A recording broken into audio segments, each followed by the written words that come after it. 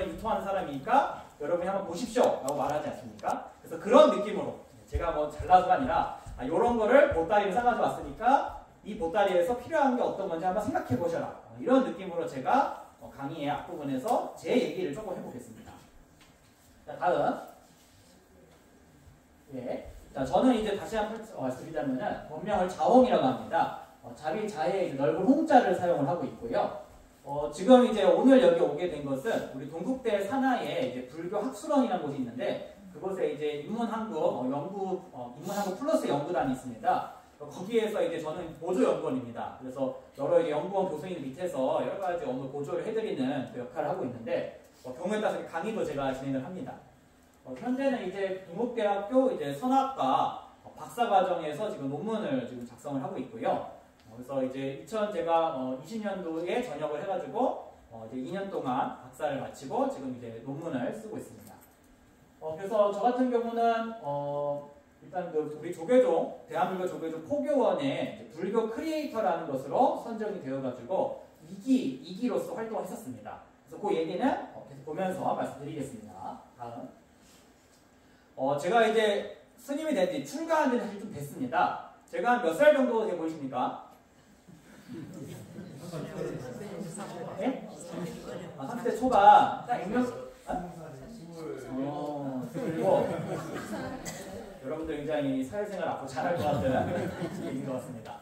자, 일단 사람이 일단 액면가가 맞는 게 제일 좋은 것 같아요. 이제 30대 초반인데, 제가 이제 스님 생활을 한 지 사실 좀 오래됐습니다. 그러니까 제가 출가를 한 몇 살 때 했을 것 같습니까? 용사법들은 23 정도에, 그 정도에. 저는 이제 솔직히 말씀드리면은 이제 처음에 머리를 깎은 지는 15살에 전 했습니다. 중학교 2학년 때. 그때가 제가 이제 처음에 이제 스님이 되기 위해서 이제 준비를 하던 그 시기입니다. 그래서 이때 중학교 2학년 때였고요. 현재 이제 저희 은사이신 그 조계총림 통강 강장이신 저희 현봉 스님께서 그때 이제 오대사 월정사에 선방에 계셨는데 그때 제가 데려가가지고 인사드리고 찍어서 사진입니다. 그래서 이 사진을 보니까 예전에 제가 이 사진을 저희가 우리 동국대학교 산하의 동대 부설중학교에서 직업특강을 한 적이 있었는데 그때 우리 학생들이 그러더라고요. 저 사진 보더니만 딱 그러더라고요. 스님 어쩌다가 이렇게 되셨어요. 그러니까 좀 많이 사갔다 생각을 했나봐요. 그래서 이들이 아직 세월을 모르는구나. 제가 감히 그런 얘기를 했습니다. 자, 다음. 예. 또 저는 이제 출가를 한국에서 한 거 아닙니다. 저는 이제 처음에 스님이 된 것은 우리 북인도의 히마찰주의 다람살라라는 지역이 있습니다. 그곳이 어떤 곳이냐면은 우리가 지리적으로 봤을 때 인도가 있고 그 인도 북쪽에 히말라야 산맥이 이렇게 위치를 합니다. 히말라야 산맥이 그 위에 있는 나라가 어디죠? 중국이죠. 중국입니다. 자, 법적으로는 중국이에요. 근데 원래는 그곳은 티벳이라는 나라가 있었던 곳이죠. 근데 티벳이 1950년대에 중국 이제 공산당 군대가 돼가지고 강점이 됐죠. 현재는 이제 서장 자치구로 이제 현재는 중국 산하에 있는 지역입니다. 일반적으로 우리가 보통 티벳이다라고 얘기를 하죠. 자, 그래서 1950년도에 티벳의 나라가 이제 멸국을 당하면서 당시에 이제 티벳에 계셨던 여러 스님들이나 티벳인들이 대거 히말라야를 넘어가지고 인도로 망명을 옵니다. 그래서 현재 그 망명 정부와 티벳 분들이 계시는 지역이 인도 역삼각형 인도 요 마른머골 지형에서 북쪽 북인도의 히마찰주라는 곳에 많이들 계십니다. 그래서 그곳에 다람살라라는 곳에 티베트에 우리가 옛날에도 뭐 상해에 임시정부가 있듯이 그쪽에 티벳에 이제 망명 정부가 있습니다. 근데 저는 이제 망명 정부에 간 게 아니고 그쪽에 이제 티벳 불교 사찰들이 굉장히 많이 있습니다. 그래서 저는 15살 때 티벳 불교 사찰에서 제가 거기서 출가를 했습니다. 자, 다음. 여기가 제가 공부했었던 도종사라고 우리 한국식으로 얘기하면 도종사라고 하는 이 절입니다. 그래서 보시다시피 굉장히 산중이죠. 네, 산중이죠. 그래서 해발 1500 이상 되는 굉장히 고지고 여기 보면 이제 지금 구름에 가려서 안 보이는데 저 구름 뒤쪽에 만년설산이 보입니다. 우리 만년설이 뭔지 알죠? 항상 이제 눈이 쌓여 있는 그 산이 항상 이렇게 위치를 합니다. 그래서 제가 이곳에서 이제 지금은 이제 열반하신 도종 림포체라는 티벳의 어른 스님을 모시고 그 밑에서 이제 티벳 어도 공부를 하고 티벳 불교 공부하면서 이렇게 생활했습니다. 다음. 여기에 이제 저 좌측에 뒤에 있는 사람이 저입니다. 그래서 15살 때 인도 티벳에 가서 티베트 승복을 붉은색 승복을 입고 이렇게 스님 생활했던 그 모습입니다. 그리고 이제 왼쪽에 계시는 저 어린 스님 둘은 이제 티베트 본토에서 이제 스님이 되기 위해서 히말라야를 넘어가지고 오셨던 이제 스님들이었어요. 그리고 이제 우측 하단에는 이제 제 동생, 친동생도 스님인데 스님입니다. 자, 다음. 이게 이제 저희 어머님이랑 찍은 사진입니다. 그 당시에. 저희 어머니께서 또 인도에 이제 북인도의 그 티베트 마을 쪽에 계셨기 때문에 그때 저희 어머니랑 찍은 사진입니다. 그래서 저는 볼 때마다 세워라 조상하구나 생각을 합니다. 자, 다음. 자, 요거는 이제 제가 한국에 들어오기 전에 그쪽에 이제 스님들이랑 이제 기념사진으로 제가 이제 한국에 2005년도에 가서 2010년도 1월에 이제 들어왔는데 그때 이제 오기 전에 기념사진으로 찍은 사진입니다.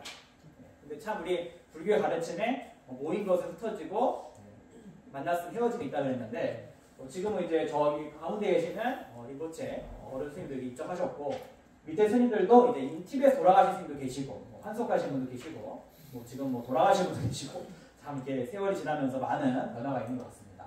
자, 다음. 자, 그 다음에 제가 이제 한국에 2010년도에 들어와가지고 이제 제가 중학교를 중퇴를 하지 않았습니까? 그래가지고 검정고시를 해가지고 중학교 고등학교를 1년 안에 다 패스를 했습니다. 예. 자랑이 아니고요.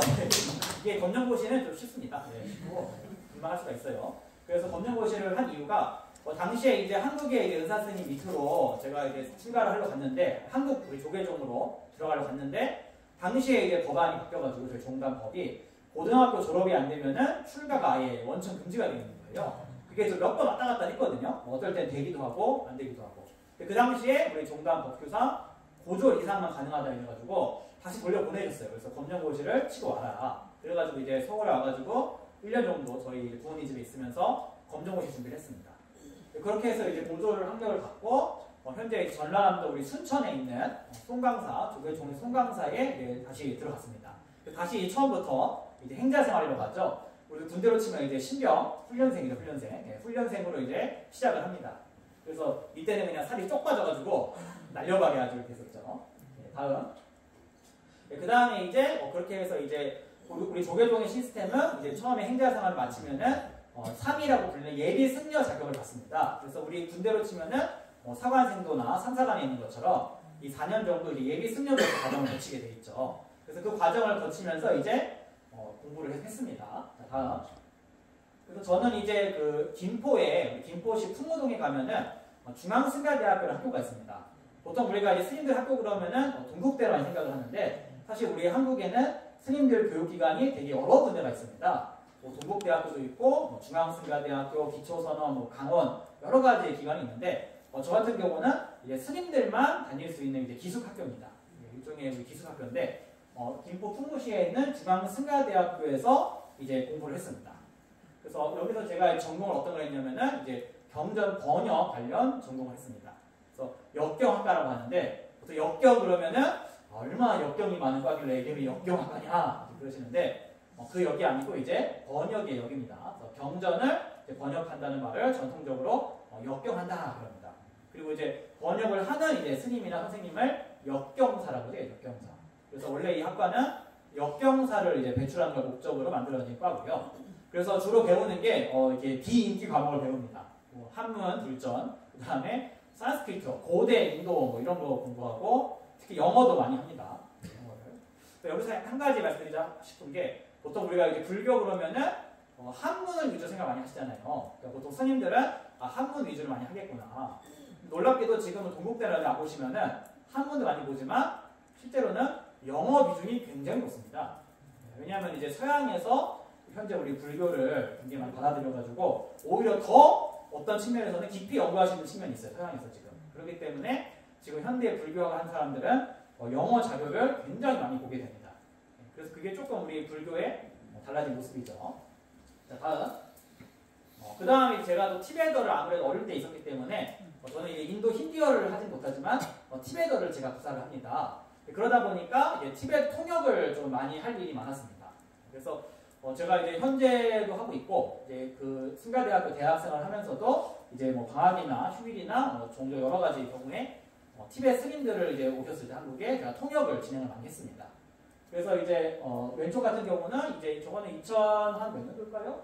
2013년도, 14년도 그쯤 되는 것 같은데 그때 이제 그 한 일주일 정도 순회 콘서트가 아니고 순회 법회가 있었습니다. 그래서 티베트 스님, 남인도에서 오신 티베트 스님 한 분과 그 다음에 뭐 미얀마 스님, 중국의 이제 산동성 쪽의 명현 스님이라는 분이랑 그 다음에 뭐 한국 스님 네 분이 해가지고 일종의 명상 콘서트식으로 해가지고 각지 다니면서 이렇게 명상이란 무엇인가 이런 거를 하는 이제 토크 형식의 이렇게 있었는데 제가 그때 티베트 스님 이제 수행 통역으로 그분은 이제 수행도 하고 뭐 통역도 하고 이렇게 진행했었습니다. 그래서 그때 사진이고요. 우측 같은 경우도 이제 한국에 이제 서울에나 부산 쪽에 가면은 티베트 불교 센터들이 여러 군데가 있습니다. 그 중에 이제 서울 은평구 여신내에 위치한 이제 그 사막사라는 곳이 있는데 그곳에서 제가 이제 또 통역을 진행했던 모습입니다. 다음. 요거는 이제 또 티베트 불교 강의도 사실 많이 합니다. 제가 오늘 이제 불교 만화 쪽을 왔는데 제 전공은 원래 만화보다는 주로 이제 티베트 불교 쪽입니다. 그래서 이제 유튜브에 보시게 되면은 제가 티베트 불교 강의를 좀 한 게 있습니다. 그래서 이거 뭐 찾아보시는 얘기는 아니고요. 이런 것도 있다. 왜냐면 나중에 얘기를 하시더라고요. 유튜브 검색해 보니까 자부스님 뭐 많이 나오대요 막 그러더라고요. 그래서 제가 뭐 나오려고 나온 게 아니고 이제 저희 본사에서 강의를 하니까 그게 녹화가 의무적으로 하게 돼 있습니다. 그래서 그게 이제 업로드되어 있는 내용입니다. 다음. 그 다음에 이제 아까 말씀드린 서울 은평구 여신내의 그 사막사랑 티베트 사찰에서 제가 통역을 지금도 하고 있습니다. 어제도 했고요. 그래서 이 사찰에서 이제 불교 경전 강의를 이제 티베트 불교 경전 강의를 많이 하시는데 그거를 제가 이제 뭐 수요일, 토요일마다 스님께서 하실 때 이제 한국어로 서포트를 진행하고 있습니다. 다음. 그 다음에 이제 여기는 서울 성북구에 도남동이라는 곳이 있는데 그곳에 위치한 이제 캄따시릭이라는 티베트 불교 센터입니다. 이곳에서는 이제 매주 일요일 11시부터 12시 반까지 이제 그 티베트 불교 텍스트 강의를 하시는데 이거는 이제 완전 통역으로 진행을 하고 있습니다. 그래서 이거 같은 경우는 유튜브에 이제 캄따식이라고 검색해 보시면은 제가 하는 내용이 나옵니다. 근데 그렇게 재밌진 않아요. 주로 이제 약간 학문적인 내용이기 때문에. 근데 만약에 이제 티베트 불교 쪽에 좀 관심이 있으시다 그러면은 한 번씩 유튜브로 보시는 거를 제가 추천을 드립니다.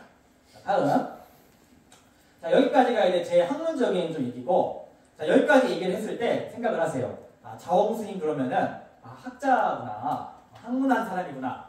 자, 그럼 우리가 학문하면은 떠오르는 이미지가 약간 이제 그 노잼 이미지가 떠오르죠. 그래서 제가 이제 만화를 그린다 그러면은 의아해하는 분들이 많았어요. 제가 이제 살아온 모습을 봤을 때, 어릴 적에 인도를 갔다 왔지, 그 다음에 이제 그 이후를 계속 공부를 했으니까, 이 스님은 굉장히 뭐 전통적인 방식으로 좀 공부나 이런 거를 해온 사람이구나. 또 현대적인 것에는 좀 이렇게 무지하지 않을까 생각을 많이 하시더라고요. 근데 뭐 그럴 점도 뭐 있을까 생각을 합니다. 있겠지만, 근데 사실 인터넷 시대라 요새는 현대적인 문화는 얼마든지 접하려면 접할 수가 있는 것 같아요. 특히 저 같은 경우는 제가 만화를 굉장히 좋아합니다.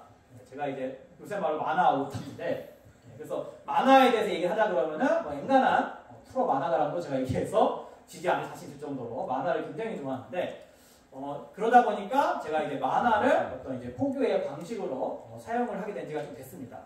요거는 우리 군종교 사찰이니까 군 얘기를 좀 해야 될 것 같아요. 자, 요건 PPT에 없는 내용인데 제가 이제 2017년도에 해군 군용 장교로 임관을 했습니다. 그때 처음 근무지가 백령도였습니다.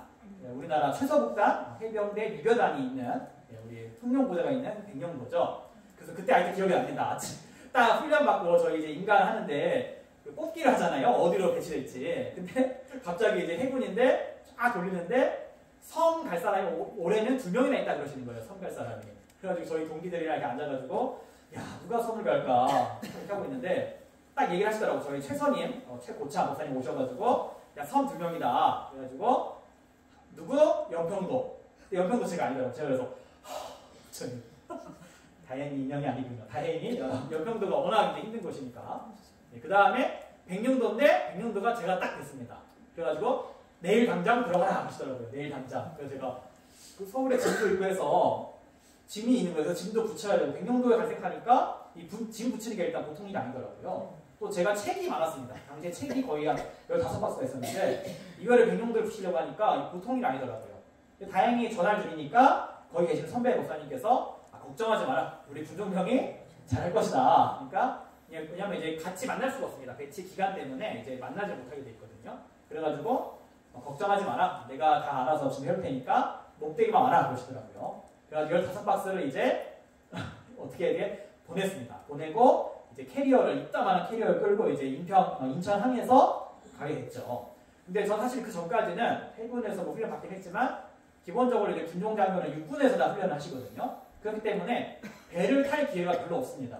훈련 전에 잠깐 이제 1박 2일 정도 함정에 올라는 가보는데 배를 타는 기회에 대해서 두려움이 있는 거예요. 근데 더구나 배멀미도 있더라고 제가 보니까. 그래가지고 백령도 들어가야 되는데 3시간을 타는데 그 멀미가 처음 타는데도 배멀미가 장난이 아니더라고요. 그래서 어찌어찌 백령도 갔는데 다행히 이제 그 백령도의 법당 이름이 흥용사입니다. 흥용사. 제가 그래서 블랙 드래곤 템플이라고 이름이 진짜 멋있다. 해병대 부대는 다 무슨 용사거든요. 드래곤 템플이에요. 용사. 여기도 드래곤 마운틴이잖아요. 네, 여기 드래곤 마운틴, 용사잖아요. 드래곤 마운틴. 그래서 흥용사 갔는데 아직도 기억이 납니다. 그냥 딱 가가지고 이제 법회를 하는데 당시에는 이제 스마트폰도 없던 시절이고 아직 허용이 안 됐었거든요. 그러다 보니까 또 법당이 영 외에 있습니다. 부대 밖에. 그러다 보니까 우리 해병대 친구들은 법당 오는 게 그래도 즐거움인 거예요. 일단 부대를 나오니까. 그래가지고 꽤 많더라고요. 법당이 크진 않은데 한 요거 반쯤 될까요? 반 정도 되는 크기에 그래도 그 법당이 한 30명 이상이 꽉 차 있더라고요. 자 그래가지고 생전 처음으로 이제 해병대 우리 튼튼한 해병대 친구들 앉혀놓고 이제 법문을 하게 됐습니다. 근데 처음이니까 뭐 여러 가지 교육을 많이 받긴 했는데 무슨 얘기를 해야 되나 싶더라고요. 그래서 제가 일단은 좀 질문을 했습니다. 이제 리서치를 좀 하자. 그래가지고 딱 이렇게 앉아있는 우리 당시에 이제 거부들한테 질문을 했어요. 부처님이 원래 직업이 뭐였는지 아냐? 이렇게 질문을 했습니다. 왜냐하면 이 친구가 자기 집안도 불교 집안이고 부모님도 다 절단이신데요. 그러니까 자기가 모태에 불편합니다. 제가 그래서 야, 이 친구는 좀 믿을만 하구나 해가지고 질문했습니다. 자, 부처님이 원래 직업이 뭐였느냐? 직업이 뭐였죠? 뭐였죠? 그쵸? 왕자였죠? 그쵸? 제가 원하던 리액션 이거예요. 왕자죠. 근데 딱 질문하니까 법당이 사일런스. 침묵인 거예요. 침묵을 하는 거예요. 저 그래서 그러더라고요. 스님 아니에요? 스님 아니에요? 스님. 그래서 그때 참 이렇게 뭔가 암담한 생각이 들었습니다. 암담한 생각이. 근데 제가 뭘 느꼈냐면은 얘가 엄청나게 이렇게 갇힌 환경 속에 있었구나 이걸 느꼈습니다. 자 생각을 해보세요. 제가 15살에 스님 됐잖아요. 자 그럼 저희 부모님은 독실한 불자시겠죠 굉장히. 특히 저희 부친 같은 경우는 불교 강의를 다니실 정도로 굉장히 이제 좀 나름대로 명망 있는 법사님이십니다. 강의 굉장히 잘하세요. 또 수행도 굉장히 저보다 더 열심히 하시는. 자, 저는 초등학교 때 학교를 가기 전에 아침에 법구경을 읽었습니다. 아침에. 저희 부친이 법구경을 독송을 시키셨어요. 아침마다. 그리고 제가 이제 화장실 똥 싸면서 읽던 책이 부처님 생이었어요. 부처님 생. 그러다 보니까 그리고 15살 때 인도를 가가지고 티벳 사찰에 출가를 했잖아요. 그러니까 티벳은 국교가 뭡니까? 불교입니다. 거기는 모든 문화와 종교 사상이 완전히 불교로만 되어 있는 나라예요. 여러분은 상상이 안 되실 거예요. 국교가 어떤 불교라는 나라가 어떤 나라인지. 이건 우리나라 같이 이제 종교와 정치가 분리된 나라는 느낌이 다릅니다. 마치 우리가 조선시대, 고려시대를 상상을 잘 못하고 사시거든요. 국교가 있는 나라가 어떤 모양인지 잘 모르세요. 근데 전 근대 사회에서는 종교와 이 사회는 하나입니다. 완전히 하나예요. 하나. 이게 분리가 되어 있지 않습니다. 이거랑 지금처럼 분리되어 있는 거랑은 굉장히 느낌이 다릅니다. 자, 그런 곳에서 제가 공부하고 이제 성장을 했고, 그 다음에 또 송강사를 가서, 송강사는 우리 한국 불교 사찰 중에서도 가장 규모가 크고 굉장히 또 스님들이 많은 곳이죠. 거기에 있었고, 그 다음에 스님들만 다니는 학교에서 공부를 했잖아요. 그렇게 돼가지고 제가 20몇 살 됐는데 딱 군대로 오는 순간 이 친구와 저는 아무 접점이 없는 거예요. 접점이 없고, 그리고 저는 주변이 항상 불교적인 환경이 있었던 거죠. 그러다 보니까 일반 사회에서는 이 정도로까지 불교에 대한 인지도가 없구나라는 거를 그때 저는 체감을 했던 겁니다. 여러분이 이제 제가 어느 정도의 충격을 느꼈을지 좀 상상이 되십니까? 그렇죠. 제가 이때까지 이제 이 떡밥을 쭉 깔아온 이유가 이 임팩트를 주기 위해서 그런 겁니다. 제가 이 얘기를 안 했으면은 그냥 이 얘기했으면 여러분이 뭐 당연한 얘기가 생각하셨을 텐데 제가 이때까지 제 어릴 때부터 얘기하지 않았습니까? 그러니까 얼마나 충격을 받았을까. 그래서 그 순간 제가 이제 마치 벼락을 맞은 것처럼 충격을 받으면서 야, 우리 불교가 이 정도로 청년층에게 포교가 안 되겠구나 하는 걸 느꼈습니다. 자, 그 다음부터는 이제 계속 놀라면서 뛰었어요. 부처님이 결혼했어도 사실, 기혼자 출신이라는 사실 의외로 많이 모릅니다. 많이 몰라요. 그 다음에 또 스님들은 대부분 연세가 좀 있어서 출가한 사실도 잘 모릅니다.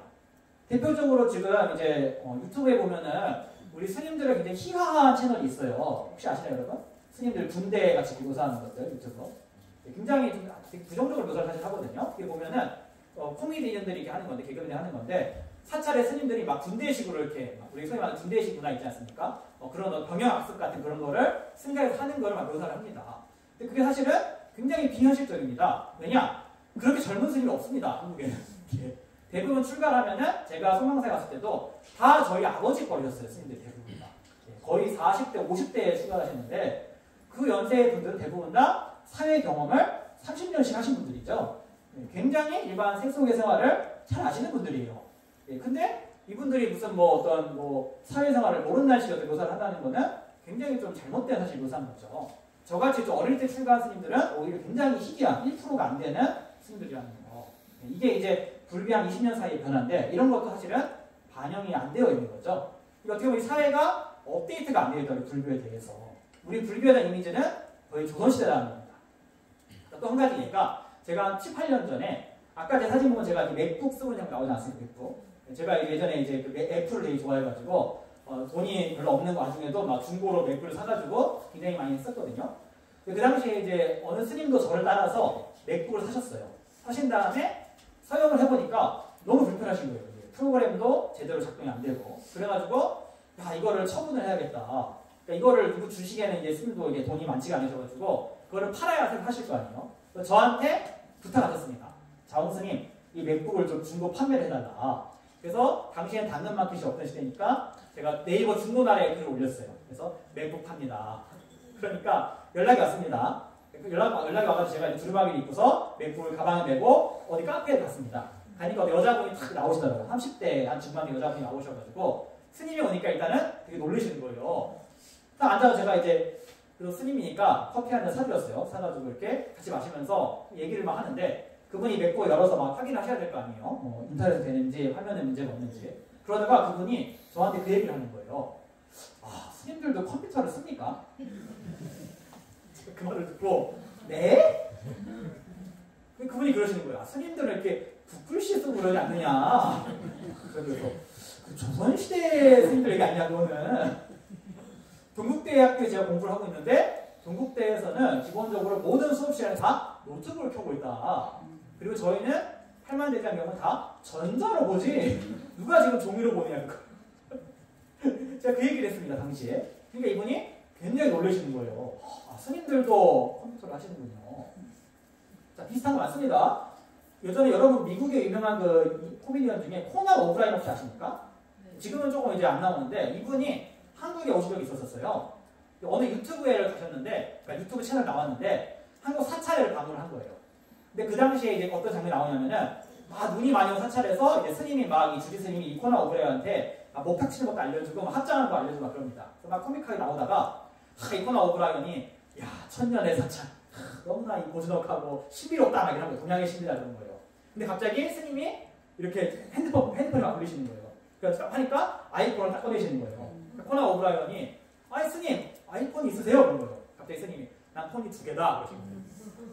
그리고 이 코난 오브라이언이 법당 밖을 나갔는데 접시가 있고 접시 스카이라이트가 있는 거예요. 그러니까 이 코난 오브라이언 보고서 뭐야 이거 동양의 신비가 아니잖아 막 이런 얘기를 합니다. 자 여러분 저희 조계천의 성경서 템플스테이 가면은 와이파이 될 거 아니에요? 와이파이가 엄청 빠릅니다. 자, 또 재밌는 거. 아까 제가 여기 5살 때 출가했을 때 5대상 월정사를 갔잖아요. 당시 저희 의사 스님이 신문 얘기를 막 하는 거예요. 신문에 나온 얘기들을. 저희 아버님 그러셨어요. 아니 스님이 어떻게 이 사진에서 신문의 그 시사를 아시느냐. 저희 스님이 그러시는 거예요. 야후에서 봤다 그러시는 거예요. 그러니까 스님들도 야후 보는구나. 자, 이 정도로 업데이트가 안 되어 있다는 거예요. 사회에서 이미지가. 불교 그러면 무슨 조선시대에 아직도 뭐 화산지에다 쓰고 있는 것 같은 그런 이미지가 있고, 그리고 약간 놀랍게도 그런 이미지 메이킹을 일부러 사실 하는 또 것들이 사실 있습니다. 그렇게 일각에서 자꾸 이미지를 그런 식으로 몰아가는 거 사실 좀 있습니다. 불교는 산중에 있어라. 내려오지 마라. 그런 게 사실 있습니다. 네. 자, 다음. 조계종 포교원이 뉴미디어를 통해 불교를 홍보할 불교 크리에이터 2기를 선발했습니다. 조계종 포교원장 범해 스님은 어제 한국불교역사문화기념관 2층 접견실에서 불교 크리에이터 2기 5명에게 위촉장을 전달하고 활발한 활동을 당부했습니다. 다음. 범해 스님. 다 보려면 시간이 많이 걸렸어. 자, 다음. 불교 크리에이터 2기 자홍 스님은 젊은 세대들이 쉽게 불교를 접할 수 있도록 만화를 연재하고 있습니다. 재미는 물론 삶의 지혜가 되는 부처님 가르침도 전하며 대중들에게 좋은 반응을 얻고 있습니다. 이석호 기자가 소개해드립니다. 조계총림 송광사 삼례 암자의 강원함에서 한 스님이 만화를 그리는 데 한창입니다. 불교 크리에이터 2기로 활발하게 활동하고 있는 자홍 스님입니다. 동국대학교 선학과 박사과정에 있는 스님은 학업을 병행하면서 틈틈이 만화 작업에 힘쓰고 있습니다. 젊은 세대에게 쉽게 다가갈 수 있는 만화를 통해 부처님 말씀을 전하기 위한 것입니다. 무엇보다 불교 교리를 우리 젊은 세대가 쉽게 이해할 수 있게 코믹한 이미지를 곁들여서 전하는 것을 중점으로 삼고 있습니다. 예를 들어서 이제 인터넷상에서 인기가 있는 밈 같은 것도 활용을 하려고 노력을 하고 있고요. 자홍 스님은 인스타그램에서 심심불교. 그래서 제가 이제 그 만화를 그리게 됐다. 처음부터 근데 만화를 하려고는 아니었고요. 처음에 이제 법회를 진행을 하는데 어떤 문제가 있었냐면은 이 법회 슬라이드를 만들어야 되지 않습니까? 근데 여기에 이제 그림을 좀 넣고 싶었어요. 왜냐면 그림이 항상 보면은 우리 동자선들밖에 없는 거예요. 그래서 이 법문 내용에 맞는 그림을 좀 해가지고 이 말보다는 그림을 보여주면 조금 더 이해가 와닿으니까 그런 용도로 그림이 필요한데 그림 파일을 구할 수가 없었습니다. 이게 너무 옛날 그림이던가 너무 올드한 그림이던가 또 다운받을 수가 없는 경우가 많더라고요. 그래서 생각을 한 게 내가 그냥 그리자 생각을 하게 된 겁니다. 그래서 처음에는 이제 액정 태블릿 하나 사가지고 그림을 몇 개 그려가지고 넣기 시작을 했습니다. 근데 그게 반응이 되게 좋더라고요. 그림이 있으니까 약간 이게 분위기 환기도 되고 그러다 보니까 나중에 이제 점점 더 이제 만화화가 되게 된 겁니다. 그러다가 이제 전역 후에 이제 만화를 이제 본격적으로 그리게 됐는데 제가 현재 이제 그리는 만화는 이제 인스타그램이라는 우리 SNS 플랫폼이 있는데 거기에서 이제 심심불교 심심충이라는 제목으로 연재를 하고 있습니다. 그래서 그렇게 인기가 많지는 않은데 거기서 연재를 하고 있었고 이제 몇 년 전에 이제 우리 조계종 포교원에서 이런 사업을 했어요. 불교 크리에이터라는 사업을 지금도 하고 있고 이제 그 당시에 진행했는데 이게 뭐냐면은 유튜브나 뭐 인스타그램, 뭐 페이스북 등등 이런 곳에서 우리 불교에 대한 이야기를 좀 새로운 미디어를 가지고서 해볼 사람들을 이제 선발을 해가지고 좀 지원금을 주고 지원을 해주는 제도입니다. 그래서 당시에 이제 포교원의 이제 직원께서 저한테 메일을 보내셔가지고 자홍 선생님 좀 한번 이거 시도해봐라라고 하셨습니다. 그래가지고 제가 2기로 선발이 돼가지고 당시 코로나 이제 팬데믹 기간인데 한 1년 정도 활동하셨습니다. 이게 지금 계속 지속이 돼가지고 현재는 지금 이제 올해 5기를 선발한다고 얼마 전 공지가 올라오더라고요. 요건 혹시 우리 장병 용사법원들 중에 혹시 유튜브나 이런 쪽 재능이 있다 그러면은 한번 요거 검색해보면은 나올 겁니다. 그래서 이게 굉장히 또 재미가 있습니다. 해보시면은 뭐 템플릿 때도 보내주고 그러니까요. 혹시라도 한번 관심 있으면은 찾아보시면 좋을 것 같아요. 자, 그래서 제가 이제 요거는 뭐냐면은 2023년도 작년 겨울에 부처님께서 깨달음을 얻으신 지역이 중인도의 보드가라는 곳이죠. 그곳에서 이제 국제 승가 포럼이라고 해가지고 전 세계 4,000명 정도 스님이 모여가지고 이제 불교에 대한 어떤 교류를 하는 행사가 있었습니다. 그래서 거기서 제가 아주 감사하게도 한국 불교 대표 두 분 중에 한 명을 제가 이제 발의를 하게 되는데 제가 당시에 이제 한국의 이제 유미디어 포교 관련 얘기를 하면서 제 만화 얘기도 좀 드리고 그런 얘기를 한 15분 정도 했었습니다. 다음. 네, 그래서 이 당시 굉장히 큰 행사입니다. 네, 이때 발표를 했었고요. 네, 다음. 예, 그래서 다음. 네, 그래서 이렇게 진행했었고요. 자, 다음. 네, 다음. 네, 이렇게 만화 그린 내용들입니다. 자, 다음. 자, 여기까지 해서 제 얘기를 드렸고, 자, 이 정도면은 여러분 앞에 계시는 이 인간이 어떠한 사람인지 조금 감이 이제 오시죠. 자, 이런 배경을 가지고 말씀을 좀 드리겠습니다. 자, 이제 불교 만화란 이제 무엇인가라는 얘기를 할 것인데, 자, 불교 만화란 무엇인가? 어떻게 보면 이게 오늘 드릴 내용의 핵심입니다. 불교 만화란 무엇인가? 자, 그럼 이제 한번 질문을 드려볼게요. 자, 불교 만화라 무엇인가? 자, 우리 한번 여기 앞에 앉아 있으니까 오른쪽 가리키네, 그죠? 우리 어떻게 됩니까? 김대우, 우리 김대우 병장 형사님 한번. 자, 불교 만화, 본인이 생각하는 불교 만화는 어떤 겁니까? 아, 불교 내용이 나오는 만화. 아주 굉장히 이제 명명백백한 사람인 것 같아요. 자, 불교 만화는 무엇인가? 그 다음에 자, 본인도 알고 가르쳐요. 자, 그 다음에 우리 이영준 법무님. 이제 불교 내용을 좀 재밌게, 좀 재밌게 이제 대중들한테 이제 보여줄 수 있게 만든 만화가 아닌가. 좋습니다. MBTI 어떻게 돼요? ENFP요? 그런 것 같았어요. ENFP는 스파크형이죠. 굉장히 스파크하게 잘 돼요. 우리 그 다음에 우리 좀 불자님들 중에서 한번 제가 성함을 모르니까 우리 가운데 계시니까 우리 거사님, 자, 불교 만화가 뭐라 생각하십니까? 평소에 안 봐주셔도 그냥 드는 생각. 불교 만화. 부처님 말씀을 좀 쉽게 대중들한테 다가갈 수 있도록 좀 쉽고 재미있게 설명한 내용. 설명한 내용이다. 오케이. 더 여쭤보면 좋은데 시간 관계상 이 정도로 하고. 자, 그럼 제가 불교 만화 무엇인가인데 몇 가지 보여드릴게요. 자, 이거는 뭐냐면은 여러분 혹시 우주소녀 아톰 아십니까? 네, 들어보셨죠? 자, 일본의 이제 만화의 아버지라 불리는 분이 이제 데츠카 오사무라는 분이죠. 자, 이 데츠카 오사무가 왜 만화의 아버지라 불리냐면은 이분이 나오기 전에 만화는 말 그대로 애들 보는 거였습니다. 그러니까 애들 보는 거. 만화 자체가 하나 예술의 반열이 아니라 대중적인 그냥 어떤 대중예술 정도의 그런 레벨이었어요. 근데 이 데츠카 오사무라는 분이 걸작들을 많이 만드시면서 만화를 지하철에서 펴봐도, 전차에서 펴봐도 부끄럽지가 않은 시대가 됐다라고 얘기할 정도가 됐습니다. 그러니까 만화라는 것은 하나의 예술 작품의 반열로 올리신 분인데 이분의 대표적인 작품이 이제 우주소녀 아톰, 아스트로보이라고 하죠 원래. 그 다음에 철환대제, 이거는 이제 밀림의 왕자 레오라는 제목으로 우리나라에 나왔었고요. 여러분들은 조금 너무 옛날 걸 거예요. 그 다음에 예를 들어서 블랙잭이라는 의사가 나오는 만화도 있었고, 그 다음에 그분의 대표작이 두 가지가 있는데 불세라는 또 작품이다. 불세라는 것은 시대를 거쳐서 불멸하는 어떤 불사조의 이야기를 담은 내용인데 시대극입니다. 그래서 만화에 관심 있는 분들은 반드시 필독을 해야 하는 만화다잖아요. 그 만화가 이렇게 보고요. 그러니까 그분의 또 일생의 걸작 하나가 붓다시입니다. 붓다시죠. 그래서 부처님의 생애를 이제 만화로 한 것인데 실제 부처님의 생애는 아니고 그분이 창작을 한 부처님의 생애입니다. 근데 이거를 볼 때 많은 분들이 그래요. 아니 부처님 생애가 너무 마음대로 막 지어낸 거 아니냐. 근데 이거는 창작 영역에서는 저는 가능하다 봅니다. 대표적으로 우리 옛날에 이제 그 유명한 대문호인 이제 헤르만 헤세의 시타르트라는 소설이 있죠. 그 같은 경우도 실제 부처님의 생애를 모티브로 했지만 실제 부처님 얘기는 아닙니다. 부처님이 한 인격을 여러 개 나눠가지고 시타르타라는 한 고뇌하는 청년과 완성되었던 부처와 뱃사공이 나오게 되면서 자기의 어떤 이야기를 풀어나가는 거죠. 그러니까 이 만화도 실제 부처님 생애를 모티브만 가지고 와가지고 자신의 어떤 그 철학과 인생관이나 어떤 사상을 펼쳐낸 만화입니다. 그래서 그게 이제 극장판 애니로 나왔었는데 붓다와 아름다운 붉은 사막이어랑 붓다 2가 이제 요 내용이었는데 별로 이렇게 애니 완성도는 조금 부족하다는 생각이 들더라고요. 저는 굉장히 막 눈물 흘리면서 봤는데 그래서 개인적으로 이제 애니보다는 이제 만화를 추천을 합니다. 다만 이제 불교 공부용은 아니다. 이제 하나의 만화 작품으로서는 제가 추천을 합니다. 어쨌든가 우리가 불교 만화를 했을 때 생각한 이미지가 일단 이거 확실히 불교 만화죠. 부처님이 나오는데 당연히 불교 만화겠죠. 자, 부처님 나오면 불교 만화 맞습니까?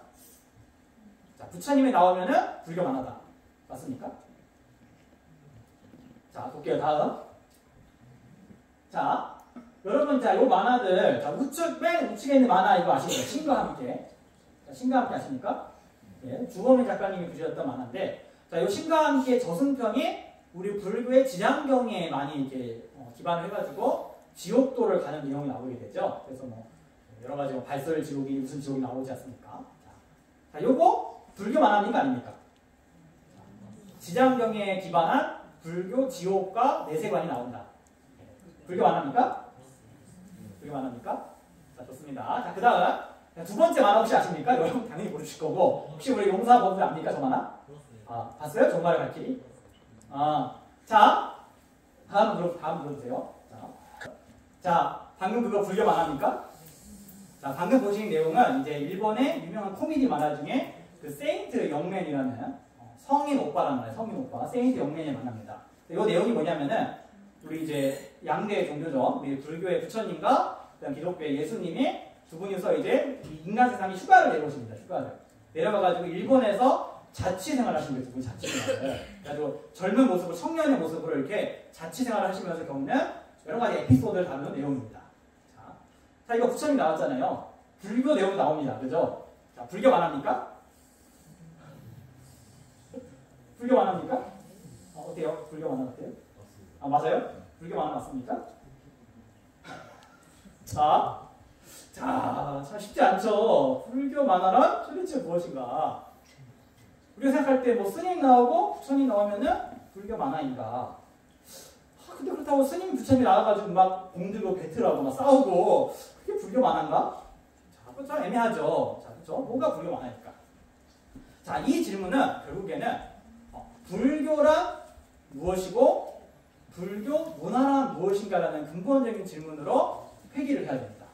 자, 불교 만화라는 것은 일종의 하나의 불교 문화에서 파생되는 하나의 콘텐츠죠. 그렇죠?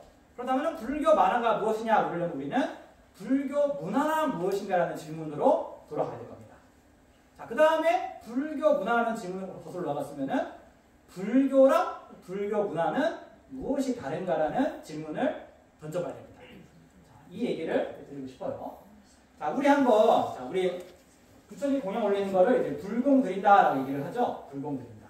자, 우리가 불공 드리는 가장 대표적인 음식물이 뭐가 있습니까? 한국에서 떡이죠. 떡과일이죠. 떡과일이죠. 자, 제가 이제 그 어느 절에 있을 텐데 이런 적이 있었어요. 저한테 이제 제가 당시에 소임을 보니까 보살님들이 물어보신 거예요. 스님, 다음 주에 이제 부처님 이제 오신 날인데 초파일인데 공양을 준비를 해야 된다. 떡을 하려고 하는데 어떻게 하냐 그러시더라고요. 제가 그때 얘기했습니다. 보살님, 올해는 케이크 하면 안 됩니까? 케이크 하면 안 됩니까? 보살님이 황당해 하시는 거예요. 스님, 뭔 소리 하냐. 그래서 아니, 케이크 해보니까 뭐 맨날 안 버린다. 잘 안 먹더라. 그래서 떡은 조금만 하고 케이크는 근데 잘 드시더라. 커피랑 이렇게 해가지고. 그래서 케이크도 좀 하면 좋겠다 이랬습니다.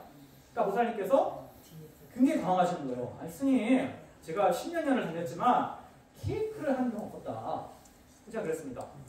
부처님 오신 날이 무슨 날이냐? 자, 부처님 오신 날이 무슨 날입니까? 영어로 하면은? 네, 부다 버스데이죠? 자, 생일이죠? 자, 우리 한국에서, 지금 현대 한국에서 생일날 많이 먹는 게 떡입니까? 케이크입니까? 케이크죠? 떡도 물론 먹을 수 있어요. 떡을 좋아할 수 있지만 일반적으로 퍼센테이지 보면은 케이크를 먹는 규칙이 많겠죠? 자, 그럼 부처님한테 케이크 좀 드려야 되지 않을까요? 네, 다 우리 케이크 먹으면서 부처님한테는 부처님 떡 드셔라. 자, 부처님한테 조금 야박한 거 아닙니까? 그쵸? 근데 그 보살님께서는 납득을 잘 못하시는 거예요, 처음에. 아, 스님, 어떻게 떡이 가능하고 케이크가 가능하겠느냐. 이것은 불교가 아니다. 그러시는 거예요. 제가 그랬습니다. 그래서 보살님, 부처님 시대에 인도에 떡이 있었습니까? 자, 부처님 시대에 2500년 전에 인도에 떡이 있었을까요? 네, 떡이라는 거는 제가 알기로는 그 당시엔 아마도 먹지 않았을까. 그쵸? 자, 부처님이 뭐 케이크도 없었겠지만 떡도 안 드셨겠죠. 그쵸?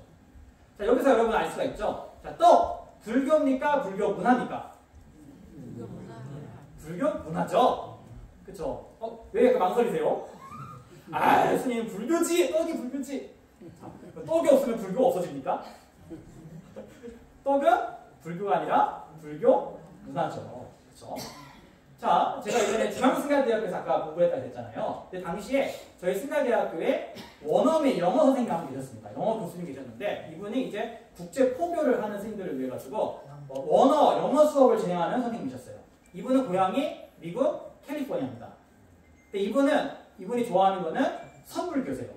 이분이 캘리포니아에서 불교 공부를 하기 한국에 오셔가지고 한국의 어느 스님 밑에서 참선을 공부하시는 분이셨어요. 자, 이분은 수업할 때 청바지 딱 입고 반팔 입고 오십니다. 딱 와가지고 앉아계세요. 그래가지고 막 불교에 얘기를 하고 싶어요. 저희 가면 Hey, let's discuss about Buddhism 막 그러시는 분들 막 얘기를 하세요. 근데 저희 연세 좀 지긋한 스님이 그러신 거예요. 서양인이 불교에 대해 뭘 알아? 그러신 거예요. 아메리칸, you don't know about Buddhism 그런 거예요. 근데 딱 이분이 그러시는 거예요. 스님, 부디스트와 부디즘과 부디스트 컬처는 구분합시다. 제가 아메리칸이 돼서 부디스트 트래디셔널 컬처, 불교 전통 문화는 좀 부족할 수가 있습니다. 하지만 불교는 나름대로 제가 열심히 공부하고 수행하고 있습니다. 이거를 선생님과 토론할 수 있는 어떤 제가 준비는 되어 있습니다 라고 하시는 거예요. 그래서 이분이 얘기를 하시는 거예요. 자기가 느낄 때 불교 문화 굉장히 중요하고 존중받아야 되지만, 하지만 불교 문화가 곧 불교인 것은 아니지 않느냐라는 질문을 했습니다. 불교가 곧 불교 문화는 아니지 않느냐. 그렇죠? 여러분들께서 지금 의자에 앉아 계시지 않습니까? 의자에. 자, 시계를 거슬러 가가지고 10년 전에 딱 갔을 때, 10년 전에 법당에서 의자 노착을 했을 때, 그 당시에 계시는 우리 원로 불사님들은 뭐라고 하셨을까요? 의자를 놓는 것은 불교가 아니다 라고 하셨을 겁니다. 그렇죠? 어디서 감히 법당이 신라시대 이후로 의자 본 적이 없다. 그러실 거 아니에요? 네. 어느 절에서 의자가 다 바닥에 앉잖아요. 그죠? 근데 지금은 아무렇지 않게 다 의자에 앉아 계시고 아무도 문제라고 생각을 안 하고 있죠. 지금 이거에 대해서. 그렇죠? 그렇죠? 자, 그럼 의자에 앉는 거 불교입니까? 불교 문화입니까? 불교 문화죠. 자, 우리 불교에는 방편이 말했어요. 방편이 뭐냐면은 소위 말하는 방법입니다. 방법. 그러니까 부처님이 어떤 깨달으신 진리의 내용이 있다는 거예요. 근데 그 진리의 내용을 여과 없이 그대로 설명을 했을 때 사람들이 제대로 이해할 수 있느냐 그랬을 때 부처님은 이해하지 못한다고 하셨다는 겁니다. 마치 이거는 아인슈타인이 상대성 이론을 초등학생과 중학생한테 강의를 해야 되는 거예요. 혹은 전혀 물리학을 모르는 일반인에게 강의를 해야 됩니다. 자, 그랬는데 대학원에서 강의하듯이 그대로 강의할 수 있습니까? 할 수 없죠. 굉장히 쉽고 재밌게 SF 영화 얘기도 하면서 여러분 요새 최근에 넷플릭스 3채 봤습니까? 재밌습니다. 3채 드라마 봤느냐, SF 인터스텔라 봤느냐 이런 얘기 하면서 이야기를 끌고 나가야겠죠. 그러니까 부처님도 방편이라는 것은 그런 식으로 이 청중들로 하여금 단계적으로 불교를 이해시키기 위해서 사용했던 방법, 이것을 바로 방편이라고 합니다. 방편. 자, 이 방편을 바로 다른 말로는 문화라고 얘기하는 거죠. 문화. 그래서 불교라는 것은 항상 그 시대와 지역의 여건에 맞게 문화라는 하나의 방편을 사용을 해서 그 불교 가르침을 전달을 해왔던 겁니다. 자, 예를 들어 지금 이제 하겨울역에서 우리 법사 스님께서 이제 갔다 오셨다고 하시는데 지금 국제 불교 박람회가 열리고 있습니다. 거기서 지금 유진 스님이라는 개그맨이, 그분 부캐가 유진스 님인데, 유진스 님인가 그죠? 그분이 지금 디제잉을 막 해요. 그래서 막 이렇게 하면서 극락 생각 막 하더라고요. 자, 이거 보는데 댓글에 막 써있어요. 저런 불교가 어디서 감히 저렇게 하느냐. 자, 여러분 아십니까? 신라 시대 때, 통일시대 때 원효 스님은 바가지를 두드리면서 저자에서 무예가라는 노래를 부르면서 포교를 했다고 합니다. 시장에 온갖 장돌뱅이들과 어울리고 술 파는 사람이 어울리면서 그 노래를, 이 바가지를 치면서 했다고 합니다. 자, 바가지라는 게 요새를 치면 이제 뭐 기타를 치는 거예요. 기타 치면서 막 노래하면서 연주했다는 거예요. 막 노래하면서. 불교의 가르침을 일반 대중들이 이해하기 쉽게 풀어 설명했다는 거죠. 자, 당시에도 원효 스님에 대해서 비판이 많았습니다. 왕실의 지원을 받은 스님들, 고승들 이런 분들이 그놈하게 앉으셔가지고 어디서 스님이 법을 저렇게 전하느냐. 갖춰진 자리에 앉아가지고 이 불교를 가르쳐야지. 저게 무슨 불교냐. 근데 원효 스님 같은 분들은 그렇게 전하면은 일반 민중들이 어떻게 그 법당에 들어올 수가 있느냐. 왕은 귀족들이 앉아있고, 당시에 이제 귀족들 문화가 많이 불교가 들어올 수가 없는 거예요. 그러니까 내가 나가겠다. 나가서 일반 민중들은 글자도 잘 모르고 내용을 모르니까 쉽게 풀어서 설명을 해주겠다. 그렇게 했다라는 거죠. 자, 그것과 요 유진 스님이라는 분이 하시는 거랑 어떻게 보면 같은 맥락이 있다고 볼 수 있겠죠. 여기서 근데 누가 질문하실 수 있어요. 하지만 스님, 불교와 불교 문화라는 것에 있어서 어떤 교집합을 찾아야 되지 않느냐. 무엇이 불교가 아니고요. 기준은 그럼 무엇이냐? 라고 이제 질문을 하실 수가 있습니다. 여기에 대해서 답을 사람마다 불교 공부한 자신이 거에 따라서 다른 답이 나올 수 있다라고 일단 말씀드릴게요. 하지만 그렇게 얘기하면 이제 물에 물 탄데 술에 술 탄데 너무나 막연한 답이 되잖아요. 그래서 저는 한 가지 기준을 제가 제시를 하려고 합니다. 다음. 자, 티벳에 이제 종사르 켄체 린포체라는 큰 스님이 한 계십니다. 이분이 이제 켄체 파운데이션이라는 이제 불교 재단을 운영하시는데, 이곳에서는 티베트의 서장 대장경이라는 그 대장경 정말 수천 권 넘는 그 문헌을 영역을 하는 대사업을 진행하고 있습니다. 그래서 어마어마하게 몇만, 정말 몇십만 단위의 그 문헌들을 지금 다 영역을 하는 지금 어마어마한 사업을 하시는 분인데, 이분이 젊을 때는 이제 영화 감독으로 활동 많이 하신 분입니다. 그래서 컵이라는 영화도 찍으셨고, 그다음에 승려와 마술사라는 제목의 영화도 촬영하신 분이신데, 이분께서 쓰신 책 중에 무엇이 우리를 불교인이 되지 못하게 하는가라는 제목의 책을 쓰신 적이 있습니다. 이곳에서 이분은 이 얘기를 하십니다. 불교는 단순한 문화와 형태 그 이상이다라는 말씀을 하세요. 다음. 이거 한번 여러분 글자가 보이십니까? 자, 지금까지 한번 다 같이 읽어보실까요? 지금까지. 자, 시작. 지금까지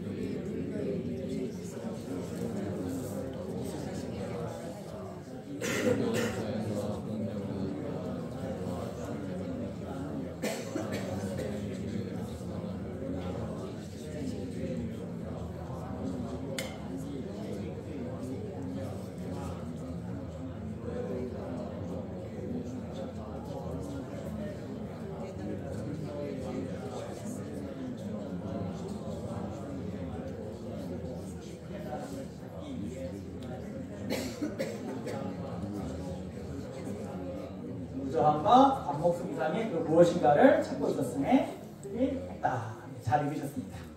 자, 이 책이 이 내용이 어떤 내용이냐면은 이 종사백 켄처라 스님께서 이런 얘기를 하십니다. 해외에 이제 법문을 하러 가실 일이 있어가지고 비행기를 타고 가고 계셨대요. 근데 딱 이분이 타고 있으니까 비행기 옆자리에 웬 이제 서양의 이제 유럽 쪽의 여성분이 이렇게 앉으신 거예요. 앉았는데 이분이 이제 불교에 관심이 많은 분이었나 봐요. 그러니까 이 스님한테 막 얘기를 한 거예요. 나는 채식주의자이고 메디테이션과 요가를 매일 하고 있다. 그러면서 불교에 대해서 막 얘기를 했다는 겁니다. 그래서 이분이 이런 걸 답을 해주셨는데 그 생각을 하셨대요. 근데 당신이 말하는 것은 불교가 아니라 잘 생각할 때는 부디스트 컬처입니다. 그것은 불교 문화입니다. 라고 답을 하셨습니다. 자, 요가를 하고 명상을 하고 어떤 라이프 스타일, 불교적인 라이프 스타일이죠. 채식을 하고. 자, 이런 것들이 물론 이제 우리가 불교 수행을 한다는 점에서 굉장히 중요한 요소들도 있습니다. 음식을 어떤 가리는 거라던가 내가 어떤 규칙적인 생활을 하고 명상하고 이런 거는 굉장히 중요한 겁니다. 하지만 하나의 삶의 형태가 그것이 꼭 불교라고는 할 수가 없다는 거죠. 그렇죠? 만약에 어떤 삶의 형태가 불교라 그러면은 예를 들어 채식이 불교다. 그럼 부처님이 왕자라는 직업을 왜 버려야겠습니까? 왕궁에서 채식하면 되죠. 그렇죠? 그렇죠? 뭐 명상하는 게 불교다 그러면 왕궁에서 명상하면 되지. 그렇죠? 왕궁에서 쉬는 시간에 명상하면 되잖아요. 그렇죠? 단순히 어떤 명상하는 삶을 살기 위해서, 단순히 뭐 채식을 하기 위해서, 그게 어떤 불교라 가지고 그것 때문에 출가를 하고 그것을 깨달았다고 얘기하는 것은 아니라는 거죠. 뭔가 불교와 불교 문화의 교집합은 좀가 다른 것이라는 것입니다. 여기서 이 책에서 이 종사를 켄체라는 분께서는 4가지를 제시를 하십니다. 그래서 여러분 우리 불자님들 익숙하실 수 있는데 바로 사법인이라는 것을 제시를 하십니다. 사법인. 자, 우리 법인이라는 걸 혹시 들어보셨나요? 법인? 사다법인 말고요. 법인. 자, 법인이라는 것은 법은 진리, 가르침을 의미를 하고 인이라는 것은 어떤 뜻입니까? 도장이죠. 도장. 우리가 도장을 할 때 인감 도장, 인감 증명서, 그죠? 인이라는 것은 도장을 의미합니다. 자, 여러분 도장이라는 건 어떤 의미가 있죠? 도장이라는 것은 우리가 어떤 문서에다가 사령관께서 도장을 딱 찍으시면은 그 문서가 어떻게 됩니까?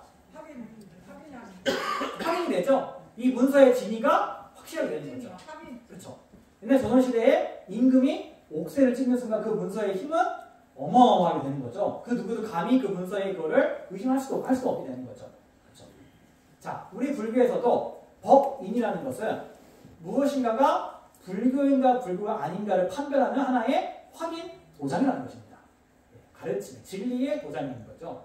그것에는 4가지가 있다는 것입니다. 4가지. 이 4가지가 들어가 있으면은 그 가르침, 그 내용은 불교인 것이고 이 4가지에서 벗어나면 그것은 불교가 아니고 정법이 아니고 사법이라는 것입니다. 그래서 설사 스님이 앉아가지고 어떤 얘기를 하더라도 이 4가지랑 전혀 반대되는 얘기를 한다 그러면 그거는 조금 의심할 필요가 있는 거예요. 이분이 지금 불교 얘기를 안 하고 있구나. 근데 전혀 다른 얘기를 하는 것 같아도 그 흐름과 방향과 어떤 전체의 흐름이 이 4가지의 흐름만 있다 그러면 이거는 불교라고 볼 수 있다는 겁니다. 그리고 저는 불교 만화도 마찬가지로 생각을 합니다. 그 만화의 내용이 부처님이 나와서 배틀을 하든 스님이 나와가지고 요리를 하든 그쵸? 뭐 청춘 로맨스물을 찍든 스릴러물을 찍든 간에 이 네 가지 어떤 주제를 이 법인을 표현한다 그러면은 저라는 사람이 봤을 때는 이것은 불교 만화이다라고 저는 본다는 것입니다. 자, 그럼 그 네 가지가 무엇이냐 한번 읽어보겠습니다. 자, 불교의 제자가 자, 읽어보겠습니다. 자, 시작. 불교의 제자가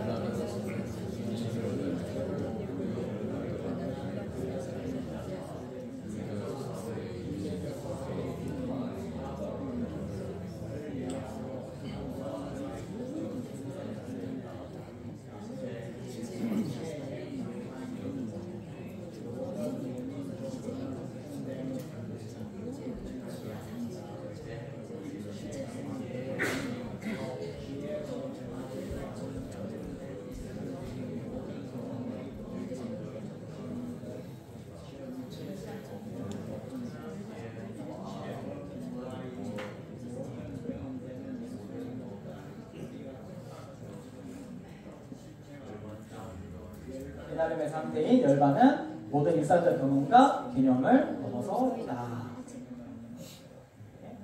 자, 아주 뭐 복잡합니다. 이렇게 쓰니까.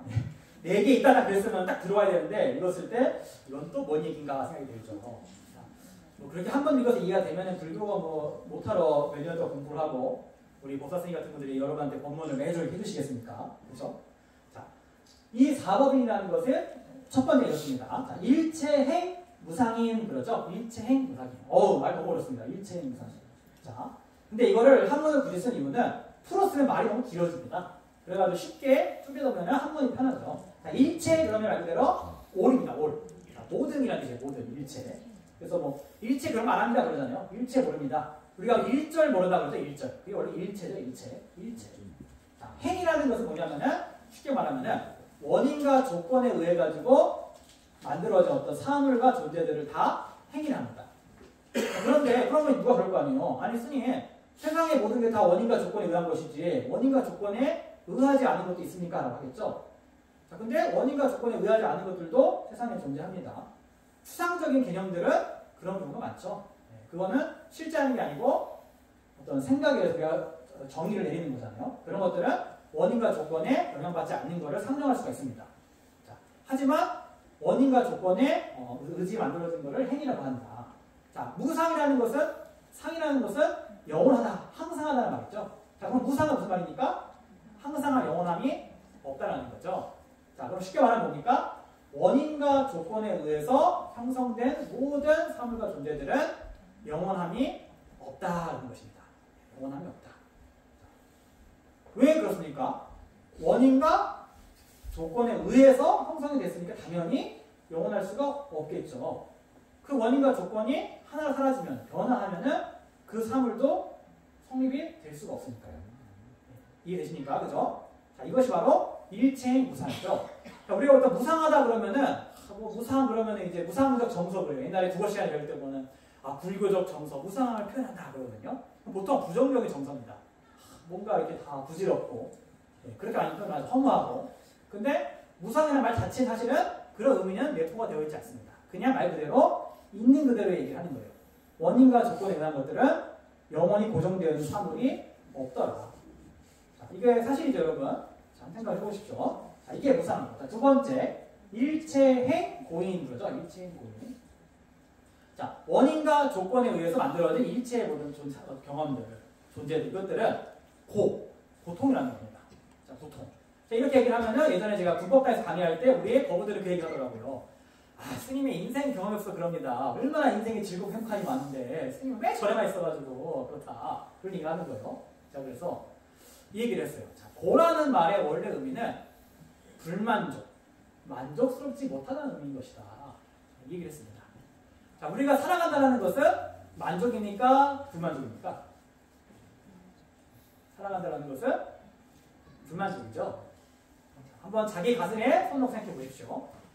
내가 살아있는 한 나는 과연 만족하는가, 만족하지 못하는가. 그렇죠? 왜 만족하지 못합니까? 끝없이 변화하고 안정적이지 않기 때문에. 기본적으로 완전하지 않기 때문에 우리는 항상 만족하지 못하는 거죠. 그렇죠? 그러한 만족스럽지 못하고 끝없이 변화하고 불완전한 상태를 우리는 불교에서 그거를 고다라고 표현합니다. 그러니까 고라는 것은 단순히 머리를 다 때려가지고 아파! 고! 이거는 그냥 1차원적인 것이고 진정한 의미의 고라는 것은 우리의 살아가는 존재의 여건 그 자체를 통틀어서 고다라고 표현한 겁니다. 고다. 그렇죠? 자, 그 다음 일제법, 그 다음에 제가 말한 그 다음에 자, 일제법 무항이죠. 일제법 무항이. 여기서 법이라는 것은 가르침의 법이 아니라 이때의 법은 모든 존재를 의미합니다. 존재.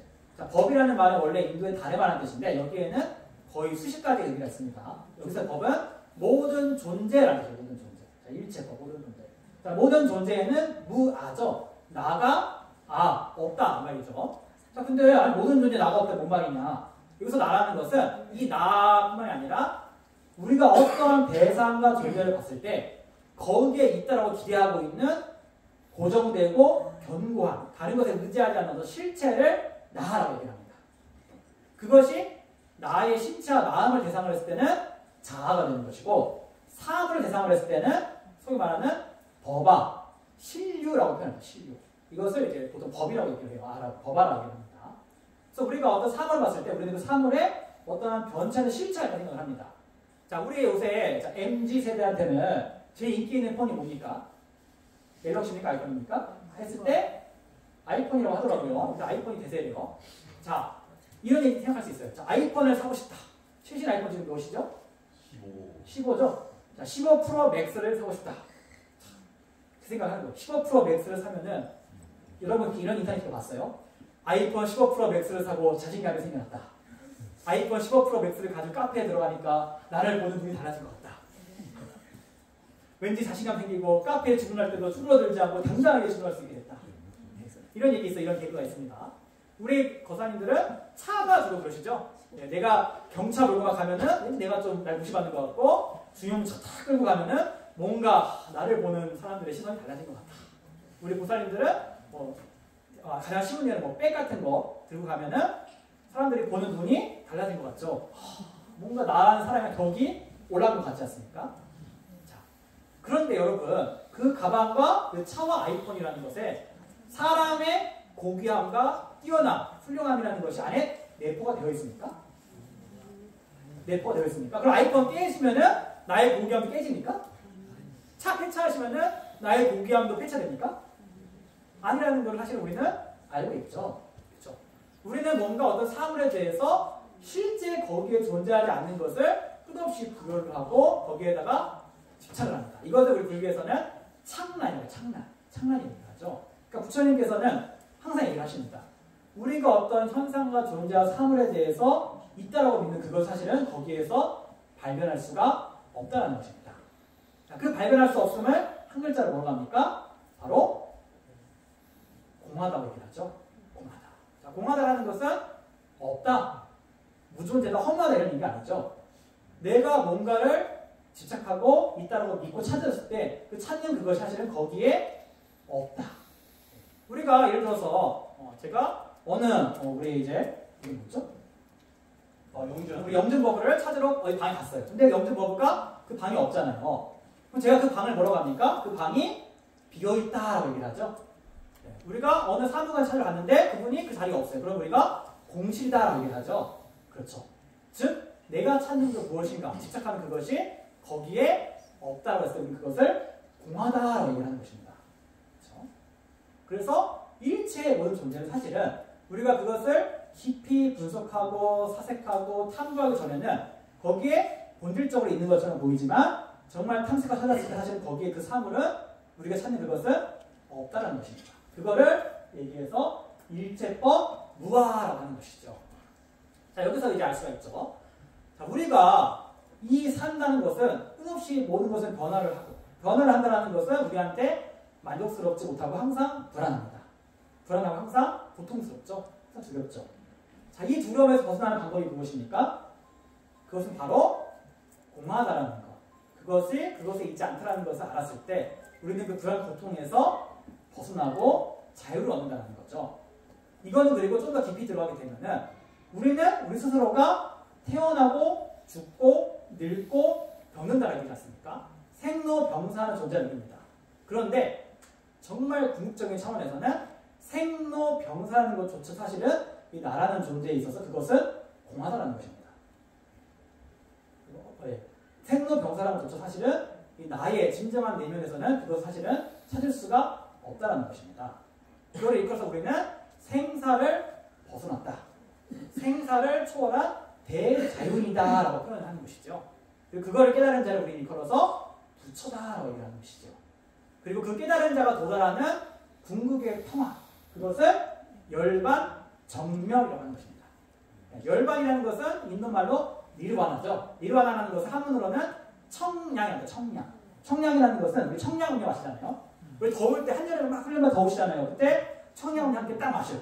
목사님이 갖다 드셨어요. 딱 마셨어요. 어떻습니까? 이 더위가 고통이 사라지지 않습니까? 이런 느낌이라는 거예요.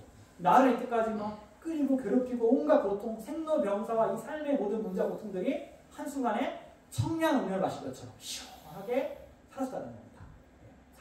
본래 그런 것은 없었던 것처럼. 본래 없었던 것처럼. 이거를 일컬어서 청량, 그리고 이거를 인도어로는 니르바나라고 이거를 한문으로 이제 열반이라 쓴 것이죠. 그리고 그것을 정멸, 고유하고 고통이 사라진 상태라는 것입니다. 그래서 이 네 가지, 일체행은 무상하다. 모든 존재는, 그리고 일체행은 고이다. 일체법은 무아이다. 열반은 고유, 정멸하고 평화롭고 정멸하다. 이 네 가지의 내용을 가지고서 어떠한 불교 만화를 그리든 영화를 만들든 어떤 문화를 했을 때 그것은 우리가 자신 있게 불교 문화이고 불교다라고 얘기를 할 수 있다는 거죠. 반면에 우리가 소위 불교 문화라고 집착하고 있던 것이 할지라도 이 네 가지에서 벗어났다고 하면 사실 그거는 불교 문화가 아니라 그냥 단순히 관습일 수도 있고 심지어는 악패습일 수도 있습니다. 악패습. 실제로 우리가 종교 이런 단체에서는 굉장히 본질에서 벗어난 악패습을 많이 볼 수가 있죠. 그럴 수가 있다는 것입니다.